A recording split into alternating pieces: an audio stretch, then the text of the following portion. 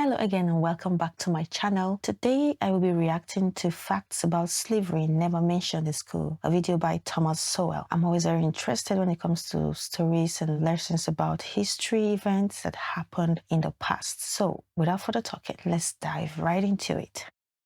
Okay, so like untold. The instrumental use of the history of slavery today also underlies the claim that slavery grew out of racism.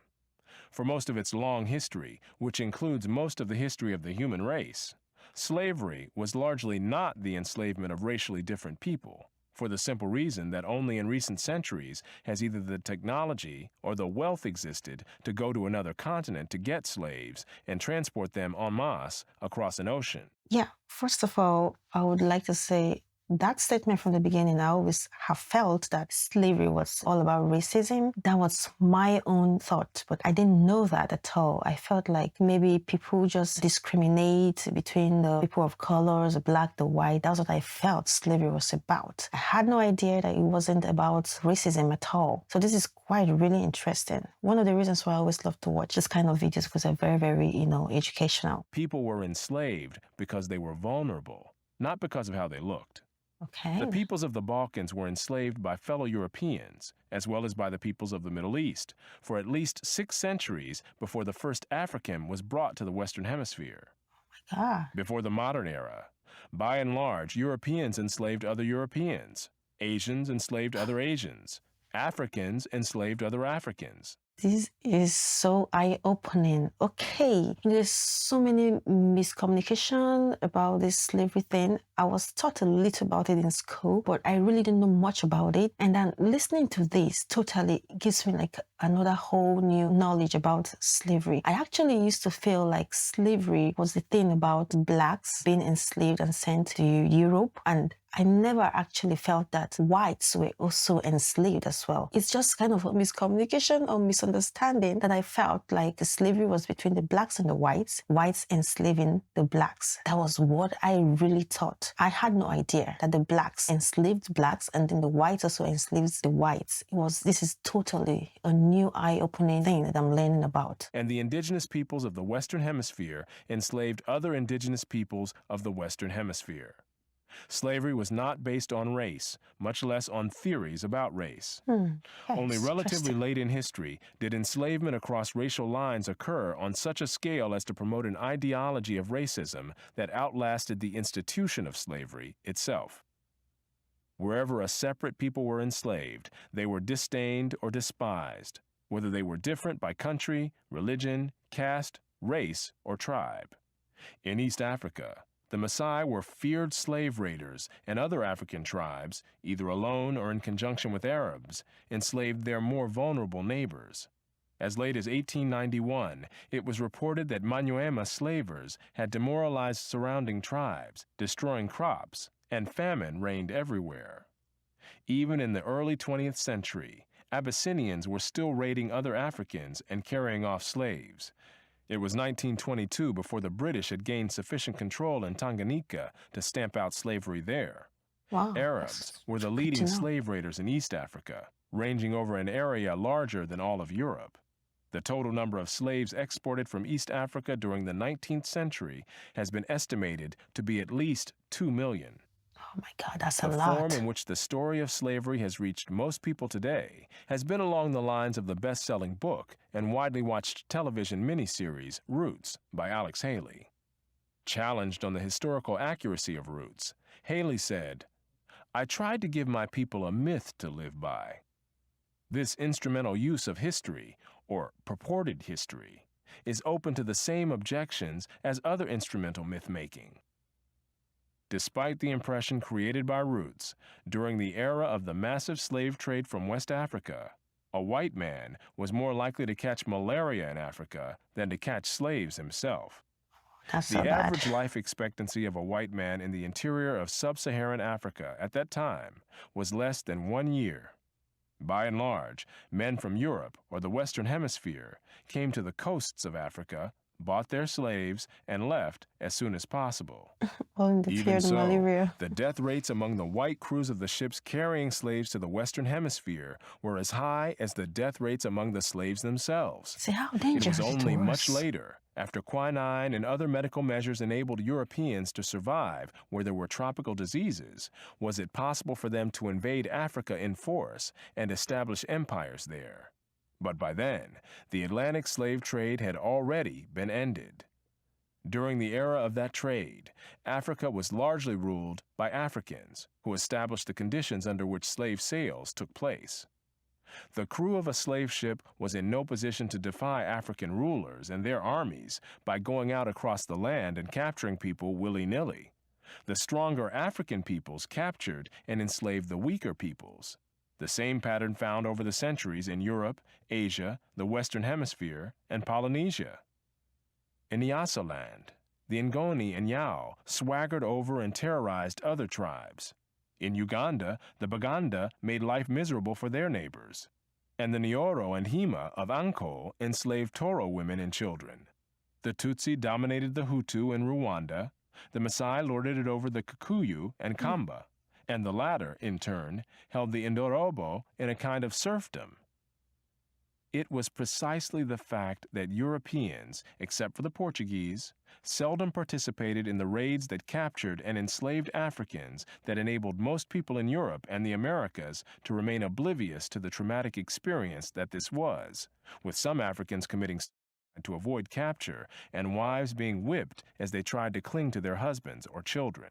The thought about slavery is just terrible. I just cannot imagine that what they used to teach. Like, they taught a little about it in school while I was in school, but I really didn't know much about it. At that time, it didn't really feel like it was something that was like a reality, that's something that was happening before and still is happening now, I believe. It felt like something fictional, like a movie. We didn't really take it like that serious at that time because of maybe the way it was taught. And now, watching and listening to this, it's giving me like a whole new level of eye-opening educational background of what really was happening at that time. This was really crazy. The maltreatment they got, the slavery, to an extent that some of them would actually commit suicide just not to be taken into slavery. I just don't understand how it was or how it happened at that time. They said the vulnerable people were taken, the weaker people were also taken into slavery. So it was the case of only the strong survived, or is it just the case that people who were richer would actually take the poorer people into slavery, people who were less privileged into slavery and sell them out? This is like something I always think about. How did it happen at that time? How was it happening? Who was ruling? How did they let that happen? These are all questions I always ask myself all the time. The thought of it is very, very sad. The whole thing is so sad. How human beings are being maltreated. It's crazy. Historian David Breon Davis pointed out that Europeans had little contact with the actual process of enslavement, and that as late as 1721, the Royal African Company asked its agents to investigate the modes of enslavement in the interior. Europeans typically saw only the end results, enslaved people being offered for sale on the coast. It was much the same story in the Ottoman Empire, where those who bought slaves had no idea what these slaves had been through before. Oh my God, The that's unique crazy. position of the Western world in the history, and especially the destruction of slavery, need not imply that there was unanimity within the West on this institution. In addition to whites who defended the enslavement of Africans on racial grounds, or who opposed general emancipation on social grounds, there were many whites, and even blacks, who defended slavery as a matter of self-interest as slave owners. Although most black owners of slaves in the United States were only nominal owners of members of their own families, there were thousands of other blacks in the antebellum South who were commercial slave owners, just like their white counterparts. Okay, that's quite interesting to know that there were actually black slave owners then, because, well, maybe because of the idea I have about slavery, like white enslaving the blacks. That's why I'm kind of shocked, surprised that they were actually black slave owners that uses them for commercial purposes. They say they stay at the coast of the river to buy people. It's just The sound of it is just very scary and very terrifying. Like, I just can't imagine how you treat someone, like you're selling a human being to someone after being flogged, beaten, going through lots of torture and pain, and then you're finally sent to some place you never know, and then the suffering continues. It is so crazy how you buy a human being like a commodity in the market. Just the thought of it is scary, so scary, and it's so sad that it's happening, still happening in our recent times. An estimated 1/3 of the free persons of color in New Orleans were slave owners, and thousands of these slave owners volunteered to fight for the Confederacy during the Civil War. Black slave owners were even more common in the Caribbean. Wow. In short, there were many defenders of slavery in the West, even in the 19th century. And outside the West, slavery was too widely accepted to require defense. Oh my God, it's so sad No that it was other nation accepted. ended slavery in the same way as the United States did, and few ended it after so short a struggle, as history is measured. How and why did slavery end in most of the world? There were two major processes. Okay. Over the centuries, as more and more territories around the world consolidated into nation-states with their own armies and navies, raiding those territories to capture and enslave the people who lived within them became more hazardous in itself, and also risked military retaliation against the countries from which the raiders came. Thus, more and more peoples became off-limits to slave raiders over time. Put differently, the areas which remained subject to slave raiding over the centuries were primarily those where the people lived in smaller or weaker societies. Okay. Such societies continued to exist where it was difficult, for geographic or other reasons, to consolidate large areas under one government. This was true of the Balkans, the backwaters of Asia, and much of sub-Saharan Africa. By the early modern era, sub-Saharan Africa, with its numerous and severe geographic handicaps, was one of the last remaining areas from which vast numbers of people could be enslaved. Oh my God, the thought of slavery alone is so scary and terrifying. I just cannot imagine how human beings are being sold just for commercial purposes. It's sad that you don't know what you're being taken for. You just go there and whatever you ask to do, you just do it because there's no other way out. And it's so crazy that learning about how it all happened, initially I thought it was a racist thing, like a color thing, but it's not. So I'm so shocked to hear that actually whites enslaved whites and the blacks enslaved blacks, the Asian enslaved Asian, and it's totally so new to me. I wasn't really taught in depth in school, just a little brush of the slavery talk, and no one actually really took it seriously. Maybe I guess I was quite young then when I was taught about this, but it wasn't like facts this much. So no one really knew how bad, how terrible this was. But now that I'm of age and hearing this and listening to this, how it happened all that time is so scary. People who have gone through the slavery, what they have passed through, both men and women are not excluded. It doesn't matter what race you are. Once you fall a victim, you're just a victim of slavery. And I'm so shocked to know that they're actually black slave owners. I didn't expect that. This is so shocking to me. So I'm so interested in these facts because there were things that I never knew, and I'm sure so many people didn't know. That was so educational. Out of all this, I took out my time to check out some of the comments because sometimes you could learn from the comments as well and see what people have to say. I wish the people who are so passionate about the slavery that happened 150 years ago were half as concerned about the slave trade that's still going on today. Just like I said in my video, I actually still believe that there's so much slave trade going on, even though it officially has ended, it's still going on secretly. Some places are not even like secretly, they're still doing like very open. There's certain ways they do slavery now that is so different, make it look like it's not slavery. And this person is saying he wishes that people are passionate about it. More than 50 years ago, that's like a long time ago.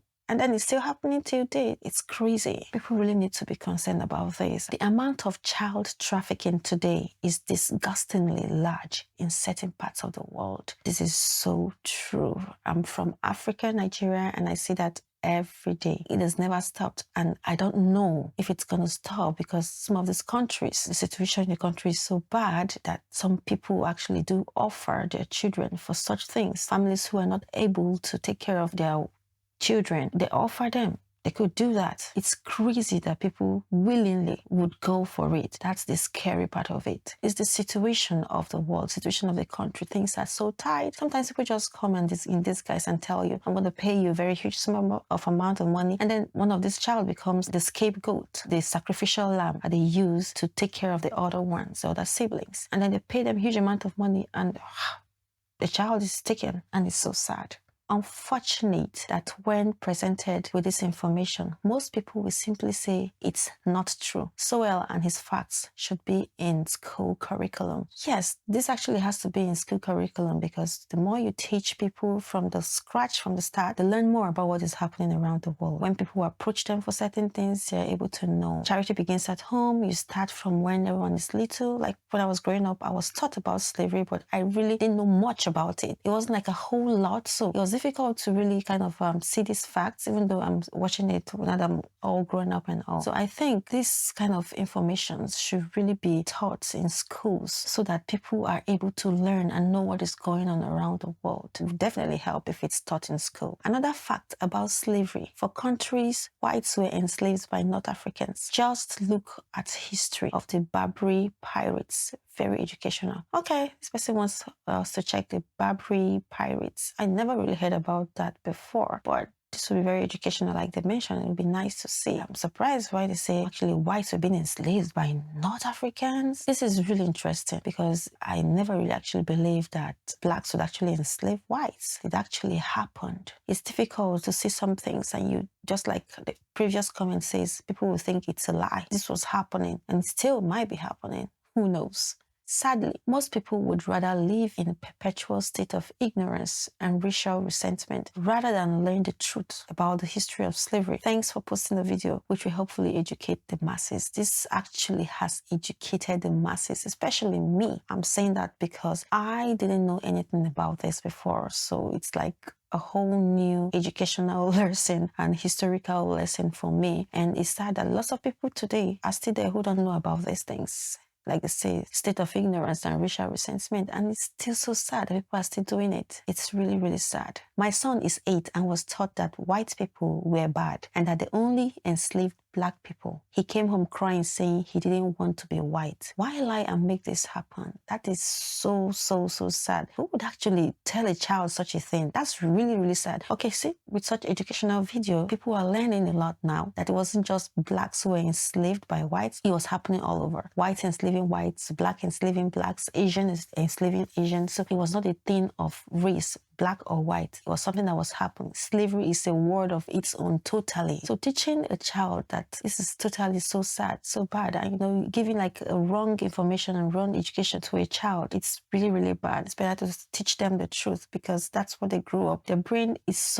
like a sponge that absorbs every information you give to them. Such an information would stick there and you can see how he reacted, which is so bad. Why is this not taught to kids at school? Maybe we may have some peace. Seriously speaking, this is so true. I totally accept and agree. This should really be taught in school, like deeply taught, like facts, history of their ancestors or where they come from, their background, or historical events that happened in the past. There's so many history events that I don't even know. Thanks to the YouTube and all that, I've been watching a lot of history events and I'm so shocked at so many things that have happened in the past that I didn't know about. Such things actually should be taught in school where people will learn. At least when you learn, you're aware. Children are aware of things happening and they know. Wow, that's why very good comments. So many other comments, but I decided to pick out just this few alone. This was really, really very educational. Thank you all so much for watching and remember to subscribe to my channel. I'll see you all in my next video. From me, it's bye.